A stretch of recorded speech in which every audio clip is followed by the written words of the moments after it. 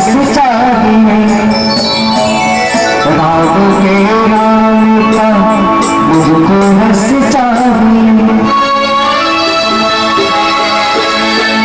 सच्चा आनंद है ऐसे जीने में।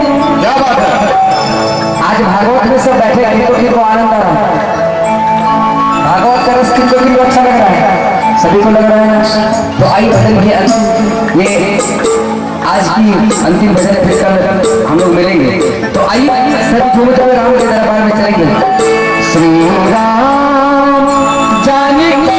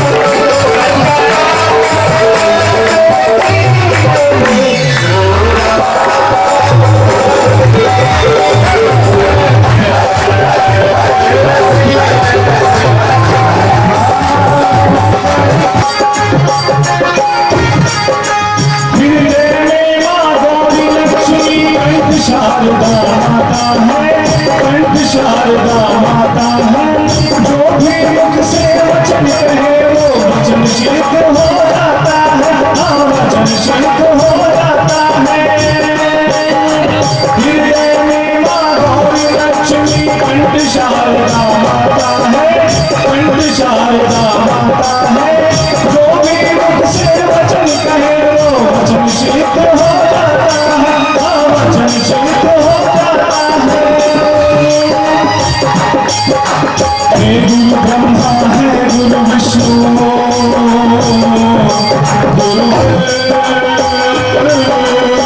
मेरे गुरुवर।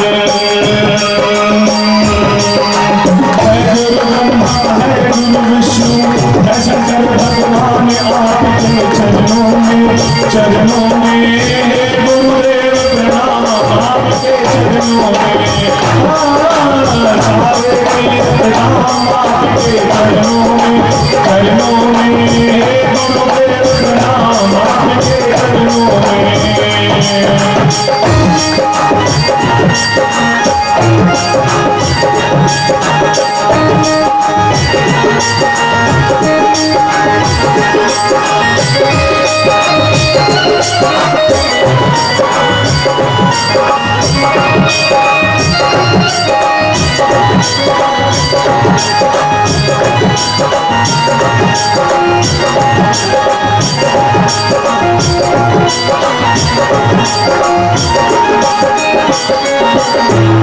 जन्म के दाता मात पिता है आप के दाता है।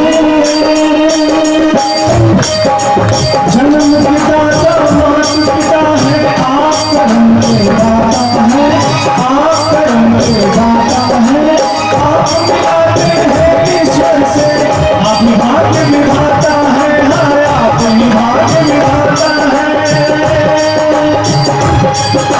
दुखिया मन को रोगी तन को गुरुवर मेरे गुरुवर।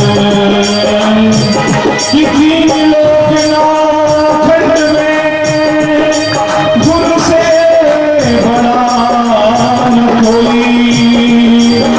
किसी लोग खंड में गुरु से बड़ा न कोई।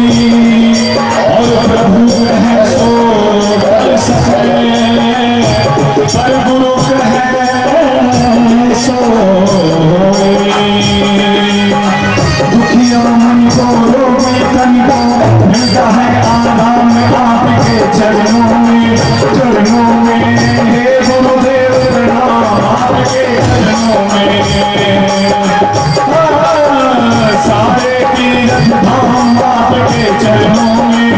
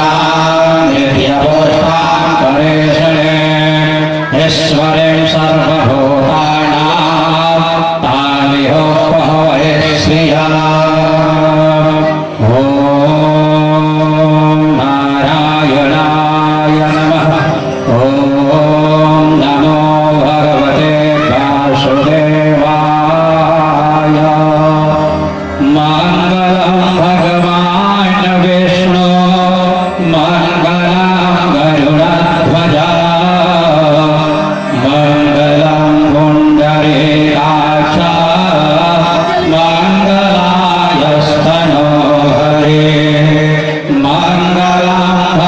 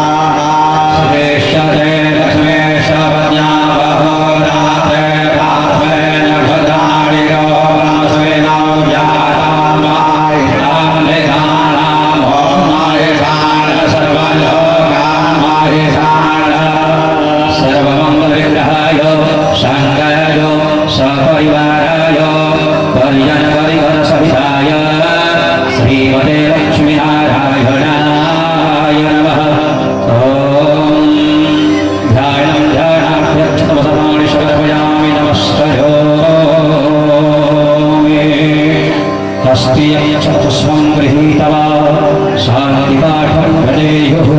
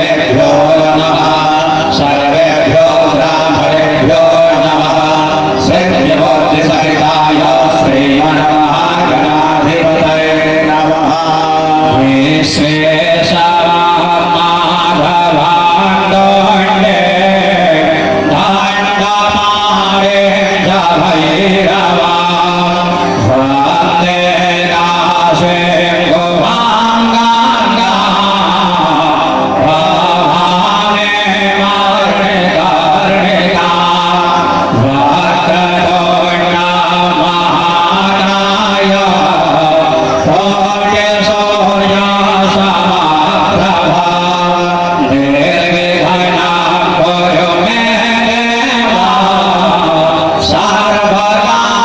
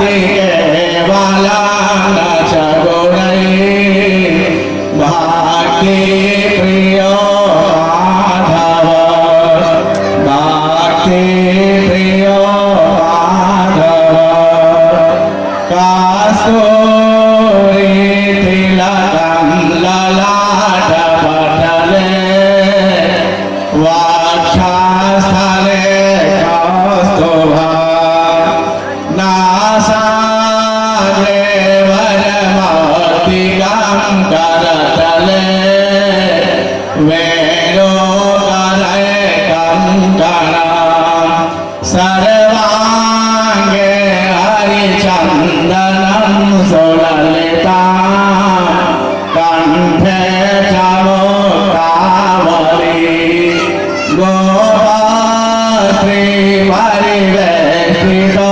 विजयति गोपालचूडामणि गोपालचूडामणि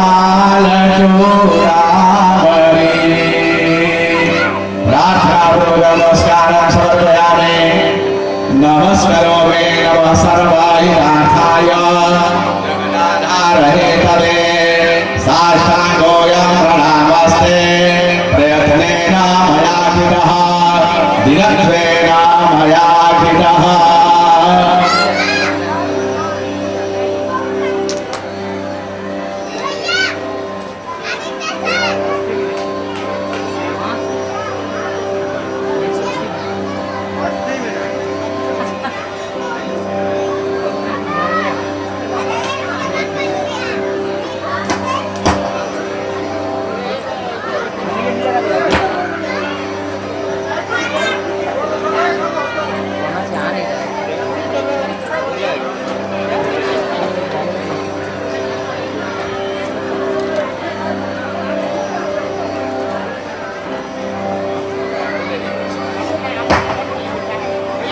ओम सर्वोपचारार्थे गन्धाक्षरसपाणि समर्पयामि नमस्करोमि ओम महादेव्यै नमः ओम महादेव्यै नमः प्रार्थनां प्रार्थयेत मैया जी को प्रार्थना करेंगे हे माता श्री यह जो यज्ञ हो रहा है इस यज्ञ में आप पूर्ण तरह से जहाँ श्री हरि नारायण रहते हैं आप तो अर्ध आसन को पकड़ी रहती है मैया लक्ष्मी, इसलिए आपको हम कोटि कोटिशः प्रणाम प्रार्थना हाथ जोड़ करके कर रहा हूँ। साथ में वेद देवता को भी, यही वेद देवता है मैया आप सबकी रक्षा करें, सबको सद्बुद्धि दें, सबके घर में सुख शांति हो, यही मैं प्रार्थना करता हूँ। जय जय विद्या देवी सरस्वती तव चरणौ प्रणमामः तव चरणौ प्रणमामः तव चरणौ प्रणमामः जय जय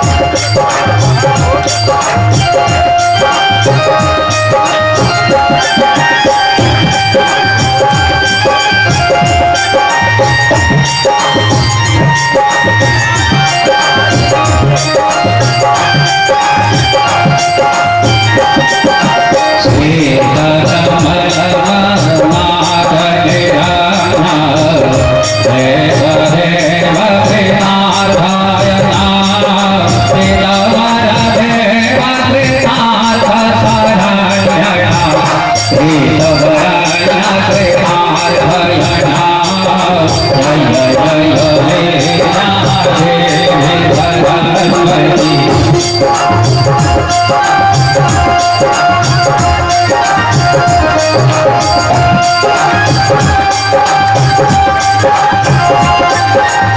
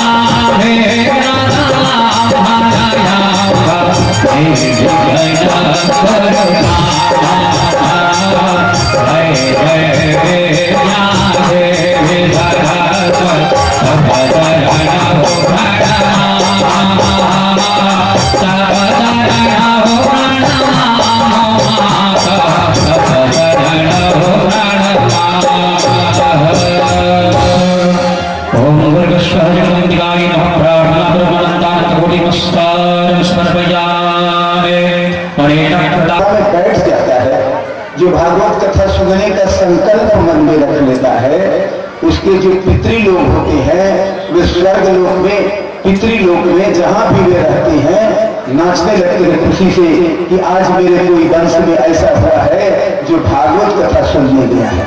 क्योंकि भागवत कथा सुनने से पितरों को बड़ी तृप्ति होती है। यदि किसी कारणवश उनको सदगति नहीं मिली होती है तो उनके वंश में कोई भी व्यक्ति जो भागवत कथा में जाकर के भागवत की कथा का पान करता है तो उसके पितृलोक प्रसन्नता से दूध मिश्री मलाई खाते हैं और बड़े आनंद पूर्वक अपने वंशजों को आशीर्वाद देते हैं कि तुम संकट से तुम्हारा संकट दूर होता रहे, वंश की वृद्धि होती रहे और जीवन में खुशी आती रहे। पितरों की मंगल कामना से संसार की जो गृहस्थी है वह आबाद रहती है। पितर जब खुश रहेंगे तो आपको संसार की गृहस्थी की जो गाड़ी है बड़े प्रेम से चलती है। एक पल का ठिकाना नहीं कब इस संसार को छोड़कर कौन किसको जाना पड़े महाराज। तो केवल इस अपने लिए ही कर्म करना कोई बड़ी चीज नहीं होती है। पितरों के लिए, देवताओं के लिए जो कर्म किया जाता है वह बड़ा महत्वपूर्ण है। भागवत जी पितरों का तरण करते हैं।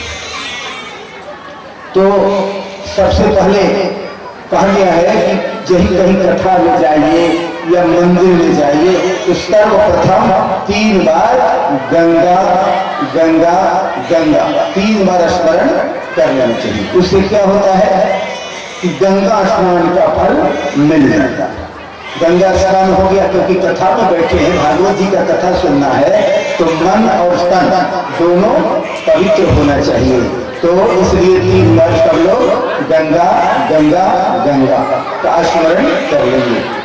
उसके बाद जो पितर लोग, जो पितृ लोग प्रसन्नता से नाच रहे हैं तो उनको भी याद करें, क्योंकि पितरों को याद करने से पितर तो कम से कम समझते हैं कि जो पृथ्वी पर मेरे वंशज हैं हमको हमारा नाम ले रहे हैं।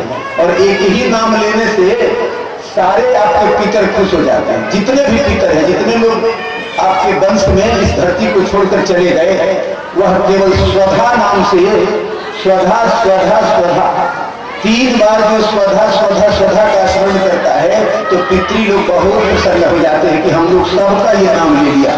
तो पितर लोग बड़ी आशीर्वाद देते हैं और कहते हैं कि देखो यदि तुम स्वधा स्वधा स्वधा 3 बार कहोगे तो सारे तीर्थों का जल ले आकर के अपने वंश के ऊपर छिड़काव करते हैं कि सारा तीर्थ का स्नान तुम्हारा हो गया। लिखा है कि जो 3 बार स्वधा स्वधा स्वधा 3 बार जो स्वधा स्वधा का उच्चारण कर लेता है उसके पितर लोग तीर्थ से सारे तीर्थों का जल ले करके अपने वंश को नहवाते हैं। तो तीर्थ स्नान भी हो जाता है कि 3 बार स्वधा स्वधा स्वधा कहने से तीर्थ स्नान हो जाता है।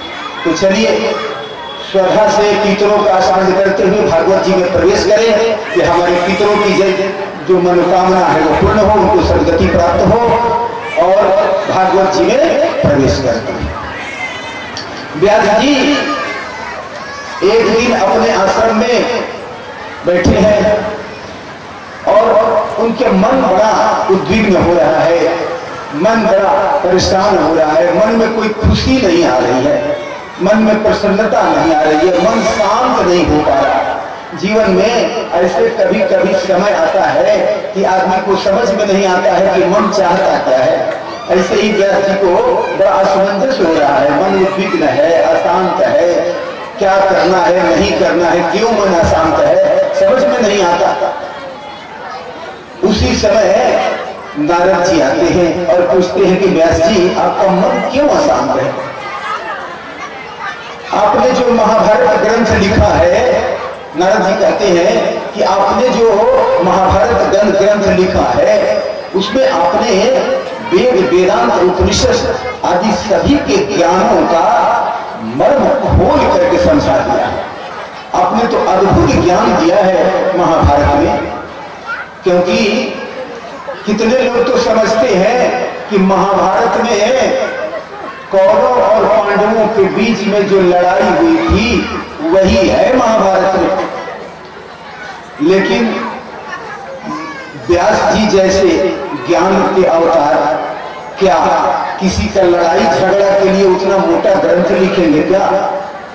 नारद जी कहते हैं कि यह लोग समझ नहीं पाते, पहले ही निर्णय कर लेते हैं कि महाभारत। कितने लोग तो ये सोचते हैं कि महाभारत घर में रखने से झगड़ा हो जाता है। कितने लोग कहते हैं कि भाई महाभारत रखने से घर में झगड़ा हो, महाभारत हो जाता है।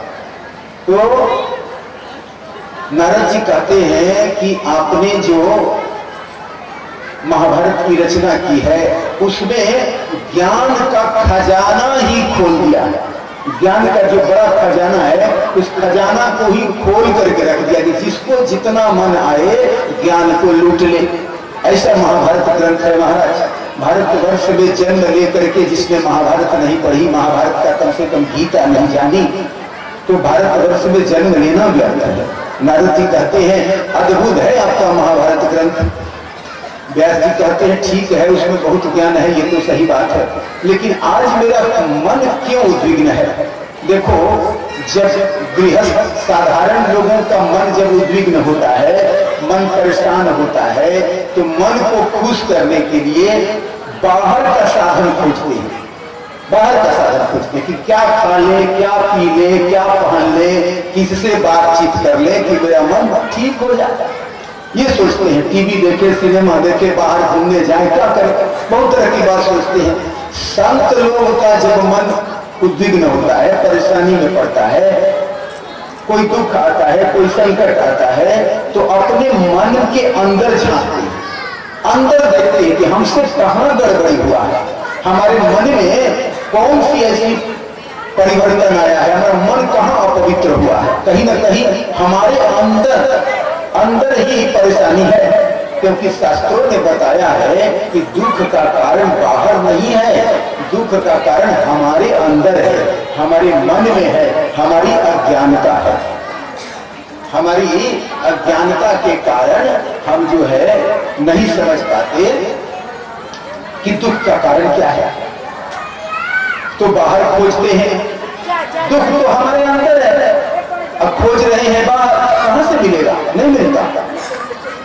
व्यास जी संत हैं, इसलिए अपने अंदर सुख खोजते हैं। मैंने कोई अपने जीवन में कहीं कोई कमी किया है, कहीं अधूरा है कोई मेरा काम, और मेरा दुख का कारण मैं ही हूं, दूसरा कोई नहीं।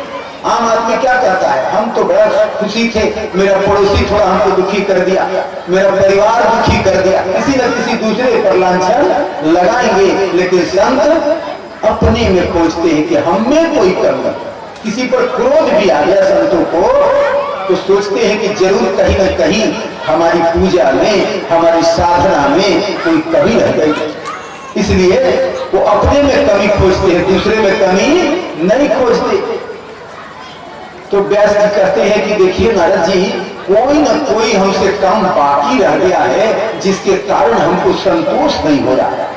नारद जी ने कहा हाँ महाराज, आपसे एक काम बाकी रह गया है। कहा कौन सा काम बाकी रह गया? कहा आपसे एक यह काम बाकी रह गया है कि आपने भगवान श्री कृष्ण के मधुर मधुर लीलाओं का वर्णन नहीं किया कहीं। भगवान के बाल लीलाओं का, भगवान के लीला अवतारों के मधुर चरित्रों का आपने कहीं गान नहीं किया। भगवान ने जो ब्रह्मा जी को पद्म कल्प में ज्ञान दिया था, उस ज्ञान का आपने कहीं वर्णन नहीं किया है। यदि उस ज्ञान का आप वर्णन करेंगे तो आपका मन शांत हो जाएगा। व्यास जी पूछते हैं कि कैसे? आपको कैसे पता चला कि भगवान के मधुर मधुर चरित्र का चिंतन करने से, स्मरण करने से, लीला कथा सुनने से, भगवान का कथा कहने से, लिखने से, सुनने से मन शांत हो जाता है, सुख मिल जाता है, इसका आपको कैसे पता चला? तो नारद जी कहते हैं कि हाँ मैं बताता हूं कि मुझको कैसे पता चला। कहते हैं कि देखिए मैं अपना ही कहानी बताता हूं। नारद जी कहते हैं कि मैं अपने पूर्व जन्म की कहानी बताता हूं। कहते हैं कि देखो क्या था कि पहले पिछले जन्म में मैं एक दासी का बेटा था, और वह जो दासी थी वह दूसरों के घरों में खाना बनाती थी, झाड़ू पोछा लगाती थी और सबके घरों में काम करने वाली दाई माँ हुआ करती थी। बहुत गरीब थी। मेरे पिताजी मेरे जन्म के पहले ही कब मर गए थे हमको पता नहीं था। हमने अपने पिताजी को कभी देखा नहीं था, इसलिए स्पष्ट रूप से नहीं कह सकते कि कब मेरे पिताजी चले गए। माता जी मेरा लालन पालन कर रही थी और वह दूसरों के घर में जूठन उठा करके जैसे करके मेरा लालन पालन कर रही थी। वो गरीब थी, लेकिन उसमें एक बड़ा गुण था। उसका खान पान जो था ना व्यास जी, बड़ा शुद्ध था। वह लहसुन प्याज भी नहीं खाती थी और बड़ा शुद्ध भोजन करती थी। प्रातः बेला में स्नान करती थी और स्नान करके वह अपने काम पर जाती थी और दिन भर काम करते रहती थी। मैं 5 वर्ष का बालक था। एक दिन उसका एक नियम था कि साधु संतों का यदि सेवा करना हो तो वह उसके लिए कोई उसका शुल्क नहीं लेती, कोई उसके लिए पैसा नहीं लेती थी। उसके मन में ये बात चलते रहता था कि यदि साधु संतों का सेवा करेंगे तो हमारा जीवन में दुख दूर हो जाएगा। तो एक दिन क्या हुआ कि ब्राह्मणों का गांव था, कहीं से कुछ महात्मा लोग आ गए और महात्मा लोग आकर कहे कि भाई हम कथा कहेंगे। तो महात्मा लोग को कहा कि भाई रहने की व्यवस्था कर दी गई, सब कुछ ठीक हो गया। लेकिन एक समस्या आया। महात्मा जी ने कहा कि मेरा खाना वही बनेगा जो शुद्ध आहार लेता हो, जिसका खाना पीना शुद्ध हो, क्योंकि महात्मा का खाना वही बना सकता है जो स्वयं महात्मा हो। तो कहा कि भाई जिसका हृदय शुद्ध हो, मन शुद्ध हो, संस्कार शुद्ध हो, ऐसे व्यक्ति से खाना बनवाना है। तो पता चला कि जो नारद जी की माता जो दासी है वो बड़ा शुद्ध से रहती है। कहा इसी से खाना बनवाया जाए। गांव के लोगों ने पूछा, अरे कुछ महात्मा आए हैं, उनकी सेवा करनी है, खाना बनानी है, आप सेवा कर दोगी क्या? दासी ने कहा कि बिल्कुल कर दूंगी। आज से मेरा सारा काम खत्म। अब मैं आज से किसी का काम नहीं करूंगी, केवल महात्माओं का खाना बनाऊंगी। लोगों ने कहा कि अच्छा खाना बनाओगी, पैसा भी नहीं लोगी, तो तुम्हारा कैसे काम चलेगा, तुम्हारा गृहस्थी कैसे निभेगा? दासी कहती है, व्यास जी कहते हैं कि मेरी माता कहती है व्यास जी कि मेरा काम है संतों की सेवा करना, भगवान जाने की मेरी गृहस्थी कैसे चलेगी। मेरा एक बेटा है, संतों का कुछ जूठन खा लेगा, बोला तुम्हारा क्या होगा? कहा हम तो एकादशी रह के भी काम चला लेंगे, 2-4 महीना भी हम एकादशी भूख सकते हैं, हमको कोई दिक्कत नहीं है, लेकिन हम संतों की सेवा करेंगे।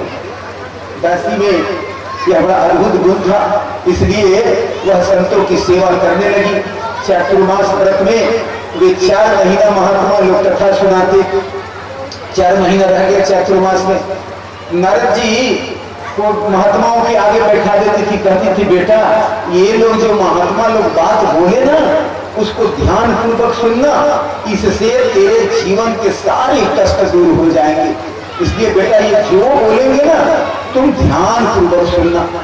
छोटे बच्चों को कोई सीख दीजिए तो बड़ा जल्दी महाराज ग्रहण करते हैं। नारद जी कहते हैं मेरी माता ने खूब बढ़िया से समझा दिया कि बेटा संतों की बात सुनेगा तो तेरे जीवन में दुख नहीं आएगा, इसलिए तू ध्यान पूर्वक संतों की बात सुनना, संतों की कथा सुनना। हम तो संतों के खाना बनाने में रहेंगे और तू क्या करना, संतों की कथा सुनना। नारद जी यद्यपि की बालक थे फिर भी संत लोग जो भी बोलते थे उसको बड़ा ध्यान पूर्वक सुनते। उसके बाद 4 महीने बीत गए। जब महात्मा लोग जाने लगे तो नारद जी उनका पैर पकड़ करके रोने लगे। कहते देखिए आप लोग 4 महीने में हमको एक बड़ा आदत लगा दिया कथा सुनने का, अब बिना कथा सुने रहा नहीं जाता। अब आप लोग जहां जाइएगा वहां हम जाएंगे और कथा सुनेंगे। कहा माता जी का क्या करोगे? कहा माता जी तो अपना और स्वतंत्र हो जाएगी और हम चले जाएंगे आपके साथ। संतों ने कहा नहीं देखो तेरी माता जो है ना सगुण भक्ति करती है और उसका भगवान तू ही है, क्योंकि तुझी को पालने के लिए वह घर गृहस्थी में सबका जूठन को उठाती है, दुनिया का पाल गृहस्थी में लगी, उसका कोई काम नहीं है बेटा, वह तेरा पालन करने के लिए जीवन धारण करती है, तो उसकी साधना को खंडित मत कर। तुम्हारा दायित्व है कि जब तक तुम्हारी माता जी इस पृथ्वी पर है, माता की सेवा कर, क्योंकि माता का मन दुखा करके, माता का हृदय दुखा करके कोई भी व्यक्ति अपने जीवन में सफलता नहीं पा सकता। इसलिए बेटा तू जा, माता की सेवा कर। सबसे दुनिया का सबसे बड़ा ब्रह्म ज्ञान है कि जिस माँ ने तुझे जन्म दिया उसको उसका मन कभी मत दुखाना, क्योंकि उसका जब मन दुखेगा ना तो जीवन में तू कामयाब नहीं होगा। क्योंकि बड़े कष्ट से माता बच्चे को जन्म देती है और उसका लालन पालन में अपना सर्वस्व लगा देती है। इसलिए बेटा माता को छोड़कर जाने की आज्ञा तुझे नहीं है। जब तेरी माता स्वर्ग लोग चली जाए तो फिर तुझे जो मनाए सो करना। नारद जी ने कहा जैसी आज्ञा, गुरु जी आज्ञा करें तो तो मानना ही पड़ेगा। महात्मा लोग चले गए। माता सुबह ही उठती और घरों में चली जाती, कहीं गाय दूहती, कहीं किसी के घर में झाड़ू पोछा करके अपने काम में लग जाती। नारद जी दिन भर जो है 5 वर्ष करके कि मैं 5 वर्ष का बालक था, दिन भर अब क्या करता। महात्मा लोग जितना मंत्र बताए, जितना मंत्र बताए सब मंत्र बैठ के रखते थे। ओम नमो भगवते वासुदेवाय, ओम नमो नारायणाय, ओम नमो नारायणाय, श्री कृष्ण गोविंद हरे मुरारी, हे नाथ नारायण वासुदेव, जितना मंत्र बताते ना महात्मा उसको अनवरत चलाते रहे, जितना मंत्र बताया। नारद जी के पास दूसरा कोई काम नहीं था, रटते रहे। उनको बड़ा मन भी लगने लगा, आनंद भी आने लगा, क्योंकि बाल्य अवस्था में भक्ति बहुत ही निष्कपट होती है, न किसी प्रकार का लोभ, न किसी प्रकार का मोह।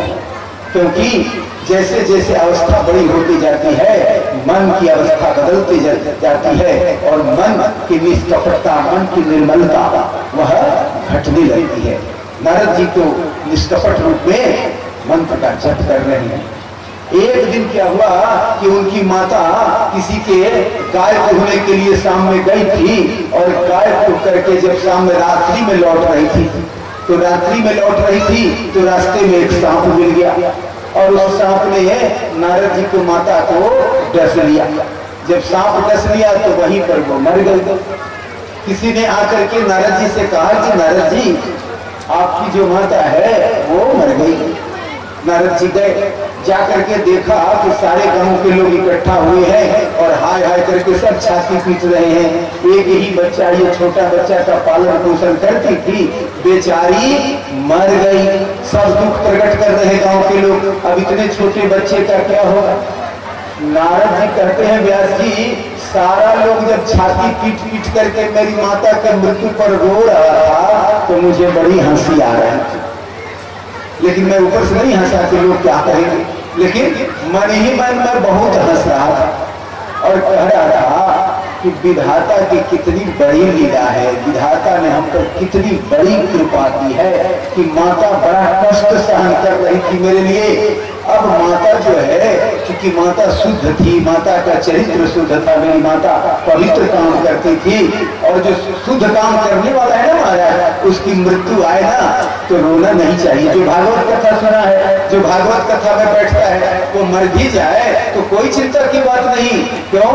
क्योंकि उसकी मृत्यु सुधर जाती है महाराज, वो मृत्यु नहीं होती, उसका सदगति होता। और डर का कारण कहाँ होता है? जहां पर जो जिसने जीवन भर पाप कर्म किया है। शास्त्रों में लिखा है कि मरने के समय में पाप कर्म की याद अधिक आती है, पुण्य कर्म की याद कम होती है। क्यों? ऐसा क्यों होता है? जैसे आप कहीं तीर्थ में गए हैं, यदि मरने के समय में ये भाव आए कि मैं विंध्याचल गया था, वहां माता का दर्शन किया था, मैं बद्री धाम गया था, मैं हरिद्वार गया था, वहां गया था, जैसे यह बात यदि मरने के समय में ये बातें यदि याद आ रही है तो समझ लेना सदगति होने वाली, निश्चित सदगति होने वाली। और मरने के समय में यदि पाप कर्म याद आए तो समझ जाना कि दुर्गति होने वाली है। नारद जी कहते हैं कि मरने के समय में अधिक पाप की ही बात याद आती है। जानते हैं व्यास जी क्यों? तो व्यास जी ने कहा क्यों, ऐसा क्यों होता है, पाप ही कर्म क्यों ज्यादा याद आते हैं? कहा देखो, पाप कर्म लोग बड़ा सावधान होकर करते हैं, कोई देख न ले, बड़ा छुप के करते हैं, डरे रहते हैं हमेशा कि हम जो पाप कर्म कर रहे हैं कोई देख न ले, जान न ले, उसको छुपाने के लिए बहुत परेशान रहते हैं, उसके बारे में बड़ी सावधान होकर पाप करते हैं। पापी पाप कर्म को बड़ा सावधान होकर करते हैं, इसलिए उनके ललाट में वो पाप भर जाता है और कभी भूलता नहीं पाप को कभी भूलता नहीं। पुण्य कर्म को भूल जाता है, क्यों? क्योंकि पुण्य कर्म और सावधान होकर करता है। और सावधान मतलब कथा सुनेगा दुनिया को दिखा करके और पाप करेगा छुपा करके। तो जो छुपा के करेगा उस पर ज्यादा मन जाएगा और दुनिया को दिखा के करेगा तो अब उसको ज्यादा दिमाग में नहीं रहेगा। धर्म कर्म दिखाने के लिए करता है और पाप कर्म मन से करता है। पाप में उसको मन लगता है और धर्म दुनिया को दिखाने के लिए करता है कि हम धार्मिक हैं, हम मंदिर जाते हैं, हम पूजा करते हैं। वो दूसरे को दिखाने के लिए ज्यादा धर्म लोग करते हैं। और पाप कर्म छुप कर करते हैं। क्या क्या पाप कर्म करते हैं? दूसरे का काम कैसे बिगड़ जाए, दूसरे के घर में कैसे विपत्ति आ जाए और मेरे घर में कैसे संपत्ति आ जाए, और दूसरे का शिकायत जब आदमी करता है वह पाप कर्म है। उसको चुरा के करता है, किसी का शिकायत करता है तो क्या करता है? कहता है देखो देखो दरवाजा थोड़ा सा बंद कर दो, देखो कोई आ जाएगा तो उसकी बात हो रही है, सुन लेगा तो थोड़ा उसको बुरा लगेगा, बंद कर दो दरवाजा। पाप कर्म बड़ी सजग होकर करते हैं, काम खड़ा होकर के करते हैं, और नहीं तो पूरा मन लगा करके, दिमाग लगा के, बुद्धि लगा के पाप में बड़ा मन लगता है। इसलिए मरने के समय में पाप कर्म की याद आती है, क्योंकि उसको सावधान से किया। अब पूज्य कर्म जो है और सावधान होकर किया। कथा में बैठ गया लेकिन मन को घर पर ही छोड़ दिया। लोग तो देखेंगे ना, भागवत में गए थे कथा सुने चाहे नहीं सुने, दुनिया तो जानेगी कि बड़ा भक्त आदमी है, बैठ के कथा सुनता है। तो व्यास जी से नारद जी कहते हैं कि देखो व्यास जी, आप तो भारी विद्वान आदमी हो, आपके मन में जो उद्विग्नता आई है वह इसीलिए आई है कि भगवान के मधुर मधुर चरित्रों का आपने गान नहीं किया। तो कहा कि अच्छा एक बात बताइए, जब आपकी माता जी मर गई तो आप क्या किए? कहा सुनिए, जब मेरी माता जी मर गई तो हमने गांव का त्याग किया। कहा कि अब मेरा कोई दायित्व नहीं, ईश्वर ने मुझे स्वतंत्र कर दिया। लोगों ने कहा बेटा तेरी माँ मर गई, इसका श्राद्ध कर दे, इसका श्राद्ध कर दे तो इसकी मुक्ति मिल जाएगी। नारद जी ने कहा मेरी माता का श्राद्ध करने की कोई आवश्यकता नहीं। श्राद्ध उसका किया जाता है जो पापी होता है, मेरी माता पापी नहीं थी, इसलिए उसका कोई श्राद्ध करने की आवश्यकता नहीं थी। जीवन भर उसने तपस्या किया है, तप किया है, इसलिए वो सदगति को प्राप्त हो गई। कहा तुमको कैसे पता? इतना छोटा बच्चे हो, 5 वर्ष के हो ही और सिद्धांत बोलते हो बड़ा बड़ा। कहा भले मैं छोटा हूँ लेकिन महात्मा लोग जो 4 महीना बैठ करके सिद्धांत दिए थे ना, उसको मैंने एक एक शब्द को किया। आप लोग कथा सुनने गए, इसी उठ के चले गए, लेकिन मैंने तो महात्मा जी ने जो जो कहा उसको एक एक शब्द को किया। अब महाराज जैसे कथा में आप लोग बैठे हो, ये जान गए कि अंतिम समय में पाप की ज्यादा याद आती है, क्योंकि पाप हमेशा मन में चलता है। मनसा पाप महाराज, मनसा पाप बड़ा खराब है। मंदिर में भी बैठे हो, भगवान जी मेरा ही कल्याण हो, दुश्मन का नाश हो, पाप हो गया। किसी का नाश की कल्पना क्यों करते हो? अपना कल्याण मांगो ठीक है, लेकिन किसी की बुरा करने की भावना मन में आ गई तो पाप हो गया। भगवान कहते हैं इसको दंड देंगे, इसको आशीर्वाद नहीं देंगे, इसको दंड देंगे। क्यों? क्योंकि हमारी बनाई हुई जो सृष्टि है उसका ये बुराई करना चाहता है, अपकार करना चाहता है, उसको दंड देंगे।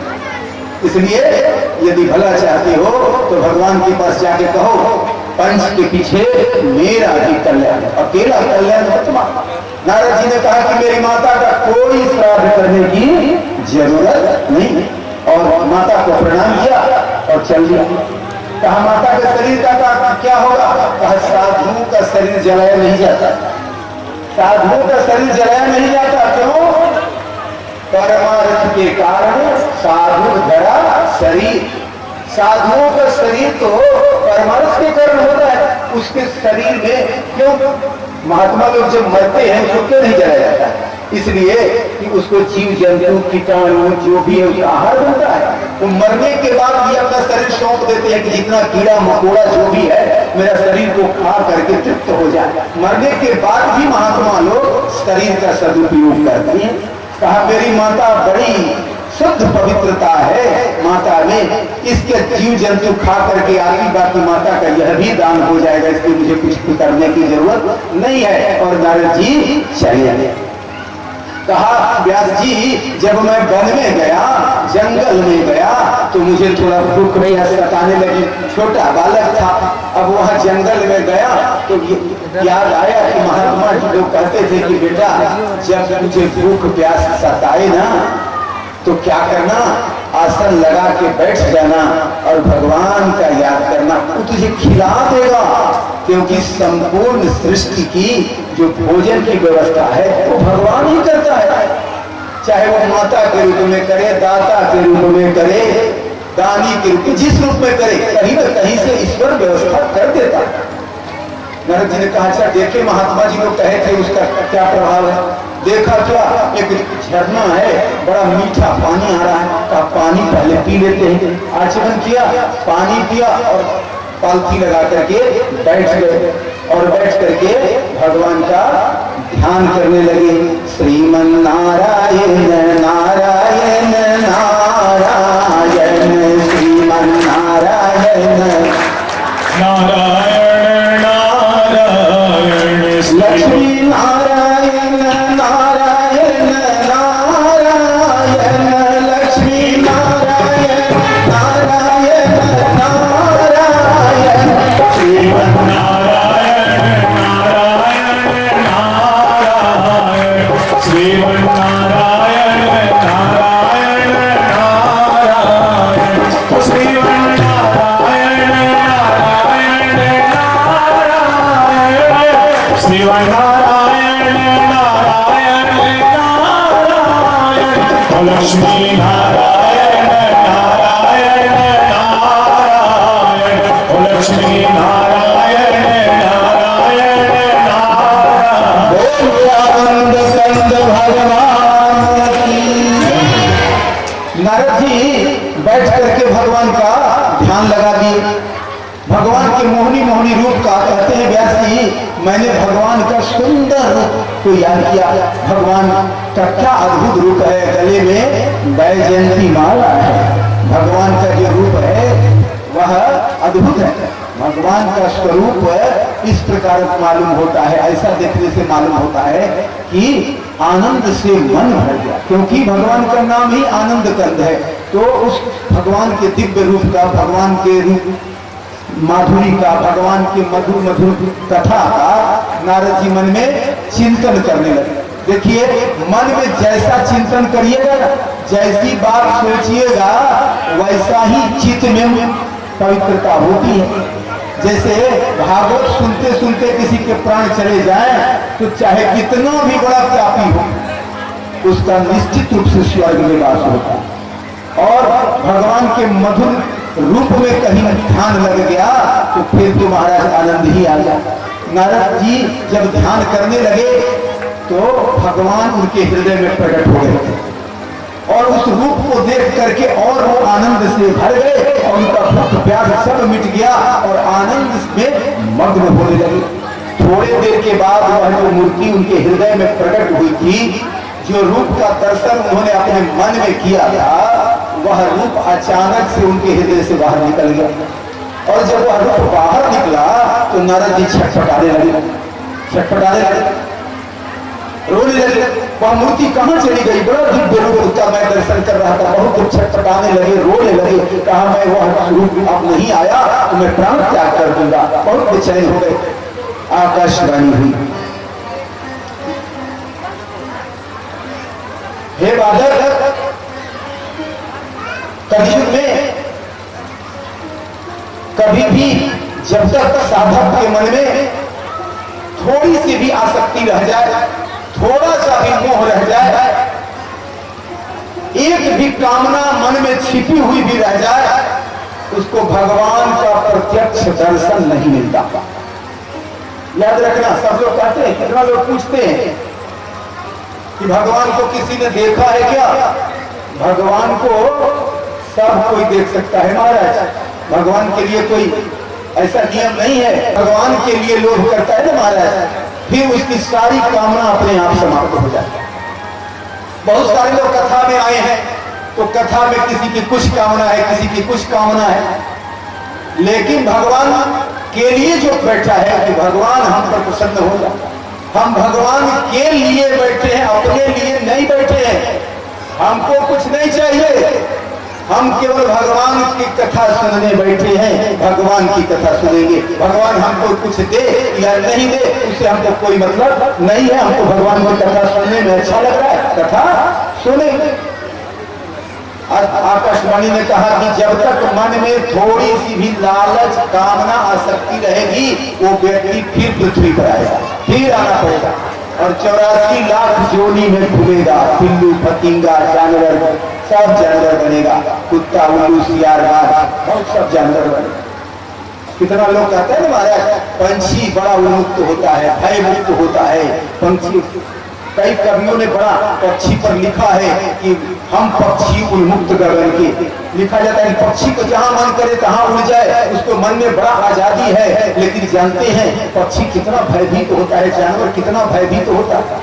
संसार में कोई भी उसके निकट आता है तो भय से थर थर कांपता है, क्योंकि हर एक व्यक्ति में उसको अपनी मौत दिखाई पड़ती है कि आने वाला कौन व्यक्ति मुझे मार देगा। भय से थर थर कांपता है हर एक जानवर।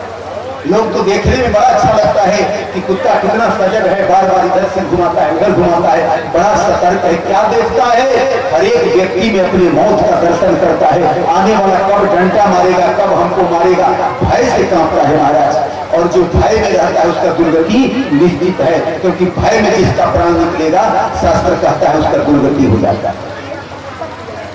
जो जीवन के मोह को, जो यह बात समझ जाता है कि यह जो शरीर है एक दिन खत्म होगा, एक दिन हम मरेंगे, यही बात को शास्त्र बताना चाहता है कि एक दिन आपको इस धरती को छोड़ करके जाना नहीं रहोगे। यहाँ आपके बाल बच्चे, नाती पोते भले रहेंगे, आप नहीं रहोगे। आपके आने अगली पीढ़ी चली गई, आप भी चले जाओगे, सब चले जाओगे, कोई नहीं रहने वाला यहाँ। भगवान भी अवतार लेते हैं, उनको भी शरीर छोड़ना पड़ता। लेकिन इतना धारज करते हैं कि सब लोग जानता है कि इस शरीर से हमको रहना नहीं है, लेकिन यही के लाभ के लिए सब पाप करता है महाराज। सब पाप, जो दुष्कर्म करना है ना, यही के लाभ के लिए करेंगे। पर लोग के लिए कोई पाप करने से डरता नहीं महाराज। किसका चोरी कर ले, किसका बेईमानी कर ले, किसका धन हड़प ले। अरे क्या तुम शाश्वत हो? मरोगे नहीं। और जब मर करके परमात्मा के आगे खड़े होगे तो क्या जवाब दोगे? यही पाप किया था। धन के लिए किसी का मार, किसी का हत्या किया, किसी का धन लूट लिया, किसी से बेईमानी की, और जब भगवान के आगे खड़े हो गए तो भगवान पीछे रहते हुए क्या किया, कौन सा कर्म किया? और जब उसकी सजा मिलेगी ना तो 84 लाख जोनियों में पिसते अंतिम में महाराज मानव जोनी मिलता आदमी का। हम लोग जानते हैं बहुत सत्कर्म किए हैं तब जाके मनुष्य का तन मिला है। भगवान अंतिम चांस देते हैं।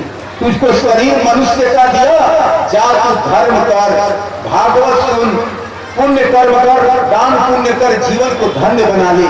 यदि बना लिया तो ठीक, नहीं तो फिर शुरू होगा 84 लाख जोनी का चक्कर, और उसमें बहुत कष्ट भोगना होगा। व्यास जी कहते हैं कि देखिए, आपने जो भगवान का जो मधुर रूप देखा, मधुर लीला देखा, उस मधुर चरित्र का मैं अभिमान करूंगा। तो नारद जी ने उस समय संकल्प लिया कि मैं भागवत ग्रंथ का निर्माण करूंगा, और तब उन्होंने भागवत ग्रंथ की रचना की। बोलिए व्यासदेव भगवान की। भागवत जी का कितना आनंद है। भागवत का बहुत महत्व है सज्जनों, बहुत महत्व है। लेकिन भागवत को सही रूप में जिसने जीवन को समझ लिया ना, जीवन मुक्ति प्राप्त कर लेंगे। क्योंकि कलयुग में साधना होना बड़ा कठिन है, तपस्या होना बड़ा कठिन है। कथा सुनना कलयुग का बड़ा धर्म है महाराज। कथा सुनो, भजन करो, भगवान की लीला मन में चलते रहे और भगवान का कीर्तन हो। एक भक्त ने कहा कि अच्छा एक बात बताइए, भगवान का नाम ही लेकर के नहीं कर जाए, खाली भगवान का नाम ही ले और कथा नहीं सुने? क्योंकि नाम महिमा में लिखा है कि भगवान का नाम लेने से मनुष्य का कर्म हो जाता है। तो महाराज केवल नाम ही ले और भगवान का लीला मन में नहीं भी चले तो काम नहीं चलेगा क्या? नहीं चलेगा, क्योंकि भगवान का लीला जब तक मन में नहीं चलेगा तब तक जप में आनंद नहीं आएगा, जप में मन नहीं लगेगा, जप में मन केंद्रित नहीं होगा, भगवान के नाम का स्मरण नहीं हो पाएगा। इसलिए कथा सुनना, कथा का जो मूल भाव है, महाभारत का अंत हो रहा था, अश्वत्थामा ने देखा कि ये जो द्रौपदी के 5 पुत्र बच गए हैं तो उन पर ब्रह्मास्त्र चला दिया, और ब्रह्मास्त्र चला करके 5 पुत्र का जब नाश कर दिया, अर्जुन आए लड़ने के लिए तो उन पर ब्रह्मास्त्र चलाया, अर्जुन ने भी ब्रह्मास्त्र चलाया, दोनों ब्रह्मास्त्र का कृष्ण भगवान ने निवारण किया। अंत में उत्तरा के गर्भ में पांडवों का एकमात्र बच्चा बचा था, उत्तरा के गर्भ में एकमात्र बच्चा अभिमन्यु का बचा हुआ था, उस पर भी ब्रह्मास्त्र चला दिया। जब वह शिशु जलने लगा, उसकी माता दौड़ती हुई कृष्ण भगवान के पास आई, कहा हे भगवान आप हमारी रक्षा कर। भगवान ने कहा उत्तरा चिंता मत करो, तेरे गर्भस्थ शिशु की मैं रक्षा करूंगा। और भगवान एक छोटा सा बालक बन गए और बालक बन करके उत्तरा के गर्भ में प्रवेश कर गए और चक्र घूमने लगा, चारों तरफ गर्भ में उस शिशु का रक्षा करने लगा। उस शिशु ने देखा कि जहां से भी मुझे बाण मारने आ रहा है वहीं से यह शिशु घूम करके बाण से रक्षा कर रहा है। यह जो बालक है गर्भ में ही भगवान का दर्शन किया है। प्रत्येक जीव को गर्भ में भगवान का दर्शन होता है, लेकिन जैसे ही माता के गर्भ से जीव बाहर आता है तो वह भूल जाता है। गर्भ में जब जीव रहता है तो भगवान को देखता है कि हमारी रक्षा कौन कर रहा है, भगवान कर रहे हैं, तो वह गर्भ में ही मुट्ठी बांध लेता कि बाहर निकलूंगा तो यही निशान रहेगा। कोई बात आदमी भूल जाता है तो कहता है मुट्ठी बांध लो, याद रहेगा, मुट्ठी खोलोगे कि कोई बात याद किए थे, मुट्ठी का बांध लिया जाता है। ऐसे ही गर्भ में जो बच्चा है वह मुट्ठी बांध लेता है, बाहर जाऊंगा तो भगवान को नहीं भूलूंगा। और जब बाहर निकलता है तो उसकी माता तेल लगा करके उसके हाथ को सीधा करता है। जब वह सब बड़ा होता है तो हाथ को सीधा रहता है। जो संकल्प किया था कि याद करेंगे कि हम भगवान को कभी नहीं भूलेंगे, वह सब सीधा होता। उसके बाद माया का जो प्रभाव पड़ता है ना महाराज, खेल में, धन कमाने में, संसार में रचते पचते, पाप कर्म में लगे और जीवन को समाप्त कर देता है और दुर्गति को प्राप्त कर देता है। उस बच्चा ने देखा कि मेरी रक्षा करने वाला गर्भ में मेरी रक्षा करता है। जन्म के बाद वह बच्चा सब में खोज रहा है वह कौन सा बच्चा था जो माँ के गर्भ में था तो मेरी रक्षा कर रहा था, इसीलिए उसका नाम पड़ा परीक्षित। क्यों?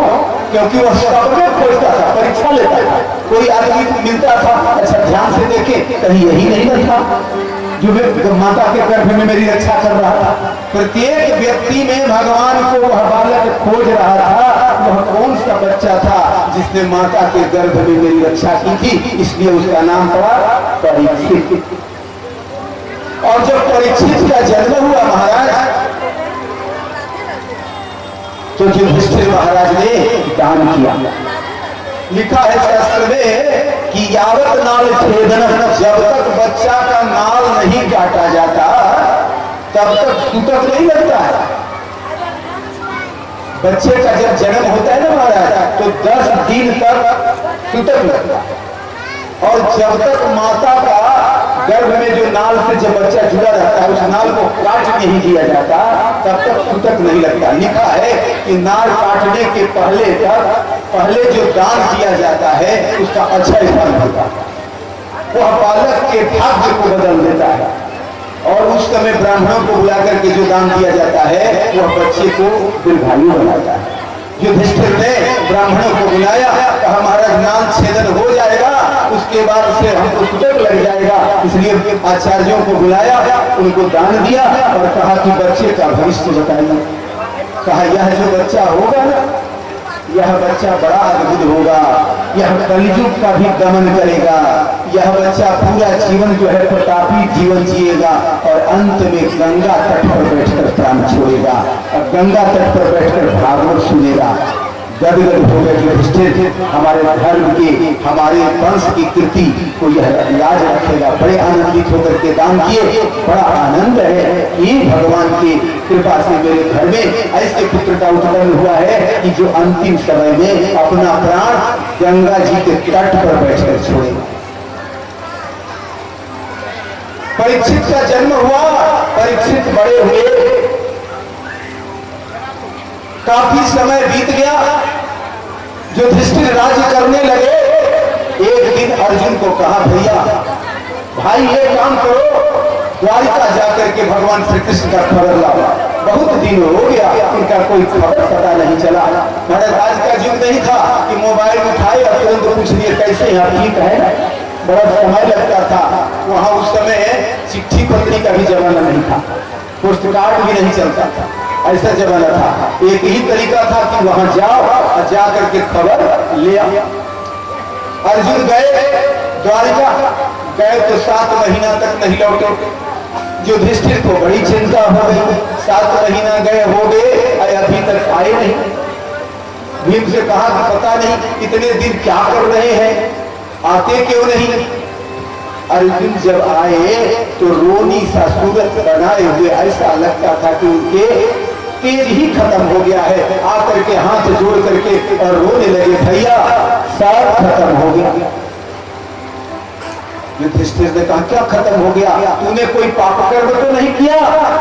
क्योंकि देखो शास्त्रों में लिखा है कि जब व्यक्ति कोई पाप कर्म करता है तब सब खत्म हो जाता है। तू कोई पाप कर्म करके तो नहीं आ रहा, तुझसे कोई पाप कर्म तो नहीं हुआ, क्यों इतना दुखी हो? कहा महाराज कृष्ण ने हम लोगों को उठा लिया, हमारा जो लुटेरा भाई है उस कृष्ण ने जो हम लोगों को पग पग पर सहारा दिया था, हम लोगों को जब जब विपत्ति आया था वह ठग लिया। क्यों? क्योंकि जब यहाँ से जाने लगे थे तो माता जी ने बड़ी प्रार्थना की थी। जब भगवान युधिष्ठिर को राजा बनाकर जाने लगे थे ना, तो कुंती उनका पैर पकड़ ली थी और पैर पकड़ करके रोने लगी। भगवान ने कहा बुआ तू मेरा क्यों पैर पकड़ती है, मैं तेरा भतीजा हूं। और भतीजे का कोई बुआ पैर पकड़ती है, ऐसा क्यों करती है तू? कुंती कहती है देखो ठगना होगा ना तो दूसरे को ठग लेना, हमको मत ठगो, हम तुमको खूब पहचानते हैं। का क्या पहचानती हो बुआ? कहा तू भगवान है। भतीजा तो बात की बात है, तू भगवान है और सारा दुख तूने मेरा दूर किया है। भगवान कहते कैसे भगवान है? कहा देखो एक दिन बड़ा संकट हो गया था, दुर्योधन ने क्या किया, दुर्वासा मुनि को बुला के 1 महीना खाना खिलाया और जब दुर्वासा बहुत खुश हो गए तो कहा कि महाराज ये वो काम हमारा कर दीजिए। कहा कौन काम करना है?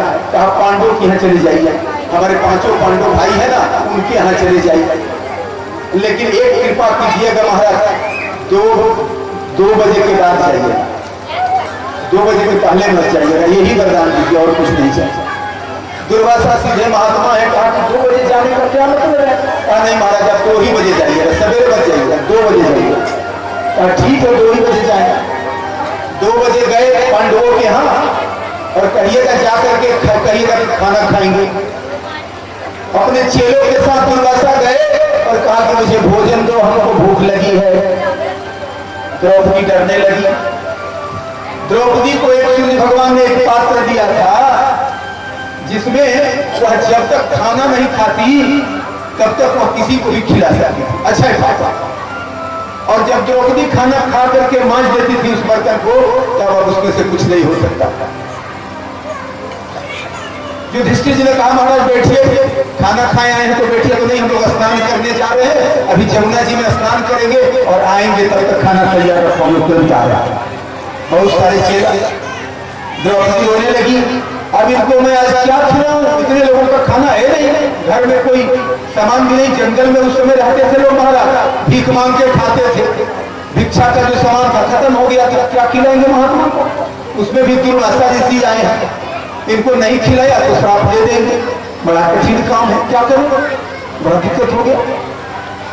रोने लगी, हे गोविंद तू हर समय मेरी रक्षा करता है, आज भी मेरी रक्षा कर। जैसे ही भगवान को पुकारा, भगवान कृष्ण दौड़े आए, कहा हे द्रौपदी, हे सखे तुम कहाँ हो। कहा मैं यहाँ हूँ, मैं तो आप ही को याद कर रही थी। कहा बात में करना, पहले हमको बहुत जोर से भूख लगी है, हमको खाना खिला, पहले खाना खाएंगे तब कोई बात करेंगे। द्रौपदी ने कहा पहले से दुर्वासा क्या कम थे, आपके गुरुदेव आए हैं दुर्वासा, वो ही खाने ही आए हैं, अचेला भी आ गए खाने। अब एक बात बताइए, आप लोग गुरु चेला हमको बर्बाद करने आए हैं, जानते हैं घर में कुछ नहीं, आप लोग आ गए खाने। द्रौपदी कुछ नहीं सुनेंगे, पहले हमको भोग लगाओ, खाना खिलाओ, ऐसे नहीं होगा। द्रौपदी रोने लगी। देखो कितना आसान है, कोई दूसरा आदमी आए ना, आदमी को शर्म लगता है अपना स्थिति बताने में कि हम गरीब हैं, हमारे पास खाना नहीं है, कोई मांगे नहीं आएगा, आपके पास नहीं है, आपको शर्म लगेगा। लेकिन जब भगवान आ जाए ना, तब शर्म मत करना, जो है सीधा कहो, ये है वो है, नहीं है, भगवान जाने तू ही दिया है, मालिक तो तू है। द्रौपदी ने कहा कुछ नहीं है, कुछ भोग नहीं लगेगा, कुछ खाना नहीं मिलेगा, आ जाता। कहा चलो अच्छे पात्र लाओ, तो कहा उसको मांझ के रख दिया, कहा लाओ। अच्छे पात्र को लिया है महाराज, एक साग का कण वहां सटा रह गया, कहा देखो छुपा के रखी थी एक साग का कण, उसमें से निकाला और निकाल के मुंह में डाला, कहा संसार के सारे जीव तृप्त हो, थोड़ा सा साग का कण। अब दुर्वासा स्नान कर रहे थे, उनको डकार आने लगा, भगवान खिला दिए एक ही मंत्र में, भगवान तो सब रूप में है, और जब खा लिए दुर्वासा को डकार आने लगा, सारे शिष्य को डकार आने लगा, कहा कि अब तो एक कण भी अन्न मुंह में नहीं जाएगा। पांडु लोग बड़ा धर्मात्मा है, उनके यहाँ गए, खाना के लिए निमंत्रण है, और खाना नहीं खाया, मारे तो श्राप दे देंगे तो काम बिगड़ जाएगा। भागो, दुर्वासा आए थे इनको श्राप देने और भाग चले अपने डर के मारे कि हम ही को श्राप नहीं दिया जाए, भगवान के जो संग में चला जाता है। कुंती कहती है कि देखो आप भतीजा भतीजा नहीं, आप भगवान हो। तो इस प्रकार से कुंती कहती है कि भगवान हमको यदि कुछ देना चाहते हो तो क्या दे दो, एक चीज दे दो भगवान। आज जा रहे हो द्वारिका, कितना दिन बाद लौटोगे, एक आशीर्वाद देते जाओ, क्या मांग ले, जो मांगना है से मांगना। कुंती कहती है हे कृष्ण, यदि आप मुझ पर खुश हो तो मेरे जीवन में पद पद पर दुख आए, ऐसा वरदान दे दो, ऐसा वरदान दो प्रभु कि मेरे जीवन के पद पद पर दुख आए, पद पद पर। कृष्ण भगवान कहते हैं बुआ पागल हो गई है, सब खुशी मांगते हैं, संपन्नता मांगते हैं, धन मांगते हैं, दौलत मांगते, और तू कहती है कि हमको दुख दो, यह क्या मांगना हुआ, तुम्हारा दिमाग ठीक तो है, क्या मांगती है। बुआ कहती है मेरा दिमाग ठीक है, क्योंकि जब जब मेरे पास दुख आया है ना, तब तक गोविंद तू मेरे साथ रहता है, और जब दुर्योधन के घर में सुख था, संपन्नता थी, तू कभी दुर्योधन के घर खाना नहीं खाया, तू मेरे घर ही आता था दौड़ करके, हमेशा हर दुख में तू खड़ा रहता था, इसलिए वह दुख मुझे पसंद है, क्योंकि जिसमें भगवान का दर्शन होता है, क्योंकि जब भगवान का दर्शन होता है तो उसका दुख कुछ नहीं बिगाड़ पाएगा, और उसका जीत विजय निश्चित है। इसलिए दुख आए ना तो घबराना नहीं चाहिए। बोलिए आनंद कंद भगवान की जय। आइए पहले सुनते हैं, फिर उसके बाद कथा का आनंद लेंगे। वो श्याम प्यारे से जिसका संबंध है, वो मेरे बांके बिहारी से जिसका संबंध है, वो उसको हर घड़ी आनंद ही आनंद है।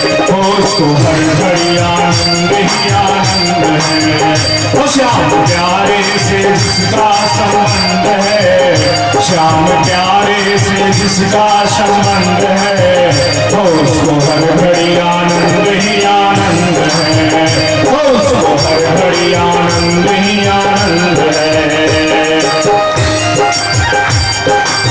बोले वृंदावन बिहारी लाल की, बोले राधा रानी सरकार की।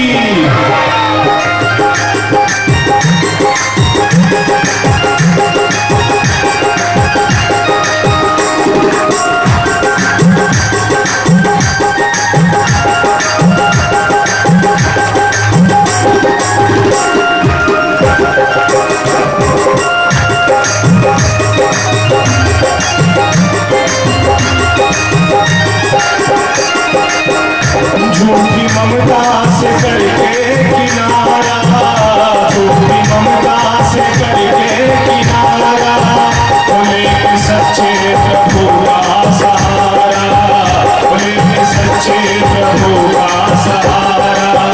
वो झूठी ममता से करके किनारा, झूठी ममता से करके किनारा, बोले कि सच्चे प्रभु का सहारा, बोले कि सच्चे प्रभु का सहारा।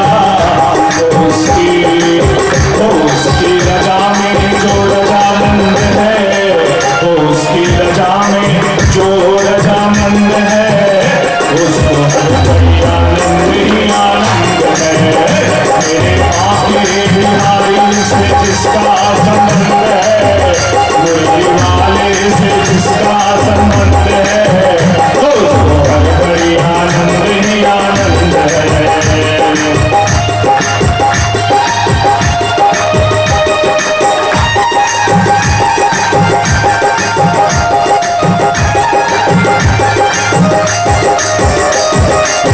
श्याम प्यारे की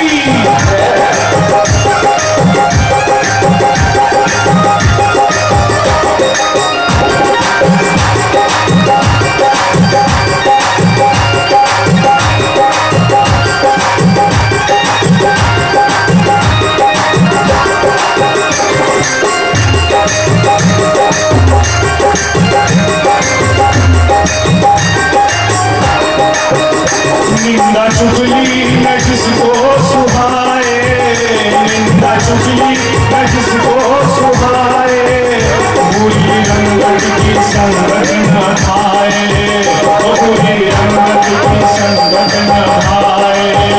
निंदा चुगली न जिसको सुहाए, निंदा चुगली न जिसको सुहाए, बुरी रंगत की संगत न भाए, बुरी रंगत की संगत न भाए। जिसको हरदम सत्संग पसंद है, जिसको हरदम सत्संग पसंद है, उसको हर घड़ी आनंद ही आनंद है। वो श्याम प्यारे से जिसका संबंध है, बाकी बिहारी से जिसका संबंध है, तो उसको हर घड़ी आनंद ही आनंद है। ये दोनों तालियों से सलाम करते हुए भगवान को।